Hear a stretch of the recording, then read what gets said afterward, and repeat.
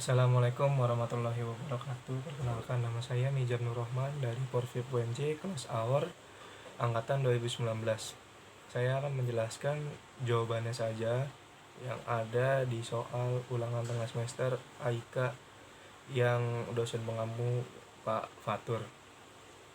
Yang pertama, satu, adanya ideologi pemersatu. Saat itu kelompok etnis non-Arab sering merusak perdamaian karena salah dalam pemberian dan penggunaan istilah kepada para mukallaf. 2. Permasalahan ekonomi. Saat itu ilmu pengetahuan lebih gencar dikembangkan dibandingkan bidang perekonomian, sehingga saat itu terjadilah kesulitan ekonomi yang akhirnya berpengaruh pada bidang politik dan militer. 3. Sistem peralihan kekuasaan tidak jelas. Salah satu alasannya karena ada perebutan kekuasaan oleh para ahli waris sehingga kepemimpinan menjadi tidak jelas. Peradaban Islam di dunia mengalami kemunduran pada masa klasik atau pertengahan, yakni sekitar 1250 Masehi hingga 1500 Masehi. Sebelumnya, peradaban Islam mengalami kemajuan yang sangat pesat pada Daulah Abbasiyah di Baghdad, Daulah Umayyah di Cordova, serta Daulah Fatimiyah di Mesir. Sehingga garis besar sejarah Islam terbagi ke dalam 3 periode, yaitu klasik, pertengahan, dan modern.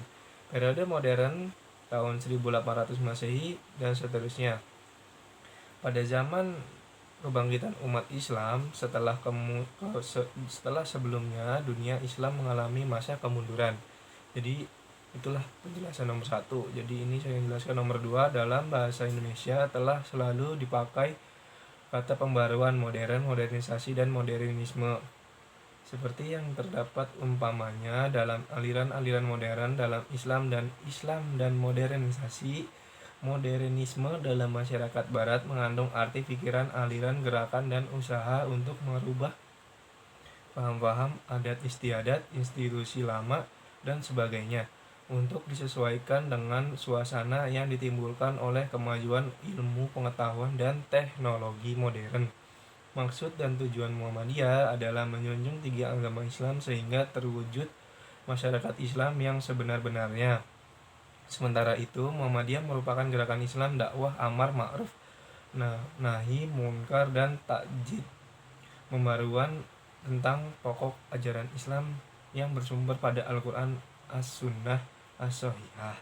Itu penjelasan nomor 2. Saya akan menjelaskan nomor 3. Kiai Haji Ahmad Dahlan memiliki nama asli Muhammad Darwis. Lahir di Yogyakarta 1 Agustus 1868. Ahmad Dahlan adalah anak keempat dari 7 bersaudara yang ada di keluarga Kiai Haji Abu Bakar. Ayahnya seorang tokoh agama terkemuka, khotib di Masjid Besar Kesultanan Yogyakarta di era Hindia Belanda. Ibunya sendiri, Siti Aminah, adalah putri Haji Ibrahim, penghulu di Kesultanan Yogyakarta pada masa itu. Ditelusuri lebih jauh silsilah Kiai Ahmad Dahlan ini mungkin sangat banyak, jadi saya langsung lengkap saja. Ahmad Dahlan mengenyam pendidikan di pesantren pada usia 15 tahun. Ia berangkat haji dan menetap di kota Mekah selama 5 tahun. Selama di Mekah, Kiai Ahmad Dahlan memperdalam ilmu agama dan juga berinteraksi dengan Muhammad Abduh Al-Afghani, Rashid Ridho, dan Ibnu Taimiyah yang memiliki pemikiran-pemikiran pembaru dalam Islam. Jadi itu yang saya jelaskan nomor 3. Jadi ini saya menjelaskan nomor 4. Mukadimah Anggaran Dasar Muhammadiyah pada hakikatnya merupakan ideologi Muhammadiyah yang merupakan pandangan Muhammadiyah mengenai kehidupan manusia di muka bumi ini. Cita-cita yang diinginkan diwujudkan dengan cara-cara yang dipergunakan untuk mewujudkan cita-cita tersebut. Sebagai ideologi Mukadimah Anggaran Dasar menjiwai segala bergerak dan usaha Muhammadiyah dan proses penyusunan sistem kerjasama dan dilakukan untuk mewujudkan tujuannya.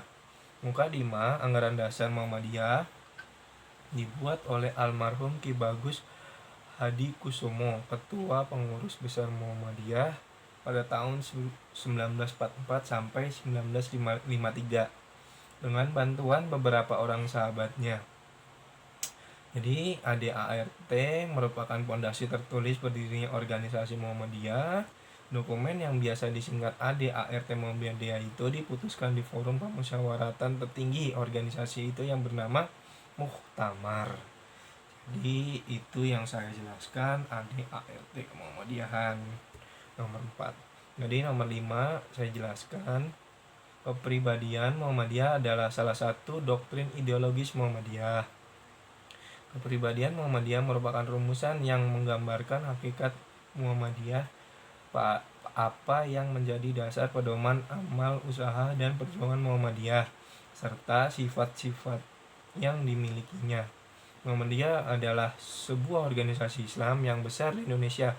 Nama organisasi ini diambil dari nama Nabi Muhammad SAW, sehingga Muhammad juga dikenal sebagai orang-orang yang menjadi pengikut Nabi Muhammad SAW. Jadi itu penjelasan nomor 5. Jadi ini yang terakhir saya akan jelaskan nomor 6. Berpegang teguh akan ajaran Allah dan Rasul-Nya, bergerak membangun di segenap bidang dan lapangan dengan menggunakan cara serta menempuh jalan dan diridhoi Allah, berpedoman bercita-cita dan bekerja untuk terwujudnya masyarakat ulama adil dan makmur yang diridhoi Allah Subhanahu wa taala, atau badlatun thayyibatun wa kharobun kufur. Matan keyakinan dan cita-cita hidup Muhammadiyah, biasa disingkat MKCHM, adalah sebuah dokumen yang memuat tentang salah satu landasan ideologis Persyarikatan Muhammadiyah. MKCHM merupakan putusan resmi Persyarikatan Muhammadiyah yang berisi tentang keyakinan dan cita-cita hidup.